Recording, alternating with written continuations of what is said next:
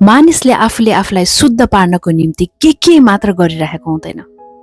गङ्गामा गएर डुबुल्की लाउन जाने हो कि, बिहानै उठेर चिसो पानीले नुहाउने हो कि, मन्दिरहरू धाउने हो कि, दान दक्षिणा दिने हो कि, लाख बत्ती बाल्ने हो कि, खोला नालामा गएर नुहाउन जाने हो कि, अथवा डाँडा गाडामा गएर पूजा पाठ गर्ने हो, के मात्र गरिरहेको हुन्छ। त्यसै गरेर अस्ति एउटा मैले भिडियो देखिरहेको थिएँ जहाँ चाहिँ त्यो एउटा ढुङ्गा छ, त्यो ढुङ्गाको होइन पालबाट चाहिँ मान्छे निस्किन प्रयास गरिरहेको थियो। के को निम्ति भने पाप धुनको निम्ति, होइन, आफू शुद्ध हुनको निम्ति। किनभने मानिसलाई होइन आत्मिकी प्राणी भएको कारणले केही न केही चाहिँ ज्ञान छ कि मानिस आफू चाहिँ पापी हो भनेर, र परमेश्वरको वचनले पनि त्यही भन्छ, मानिस चाहिँ के हो, पापी हो भनेर।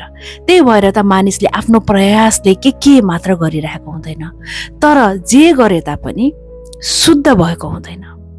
र यहाँहरूलाई म परमेश्वरको वचनद्वारा मानिस चाहिँ कसरी शुद्ध र सिद्ध हुन सकिन्छ भन्ने वचन म राख्न गइरहेको छु।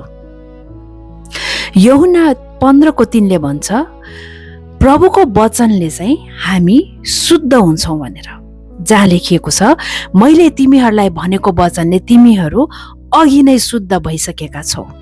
यानि कि परमेश्वरको वचनले मानिसलाई शुद्ध गर्दो रहेछ। र अर्को वचन छ प्रेरित 15:9 यहाँ लेखिएको छ, हृदय विश्वासद्वारा शुद्ध हुन्छ भनेर। हेर्नु त, विश्वास कसमाथि? विश्वास पनि सही विश्वास र गलत विश्वास हुन्छ। सही विश्वास के हो भने एक परमेश्वरमाथि जसले चाहिँ मानिसलाई शुद्धि गराउनुहुन्छ, त्यो परमेश्वरमाथि चाहिँ विश्वास राख्नु चाहिँ सही विश्वास हो। र त्यो सही विश्वासले के गर्छ भने हामीलाई, मानिसलाई शुद्ध बनाउँछ।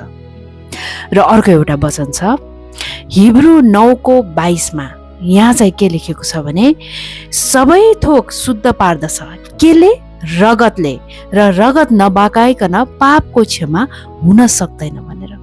त्यसैले त येशू प्रभुले यो संसारमा आएर सबै मानिस जातिको निम्ति रगत बगाउनु भयो, ताकि त्यो शुद्ध रगतले हाम्रो हृदयमा छिटकाउ गरेर हामी सबैलाई शुद्ध पार्न सकौँ भनेर। हेर्नुहोस् त कति सजिलो छ मानिसलाई शुद्ध हुनको निम्ति। येशूलाई विश्वास गर्नु, येशूको रगतमा विश्वास गर्नु नै त्यो कुराले नै मानिसलाई शुद्ध बनाउँछ।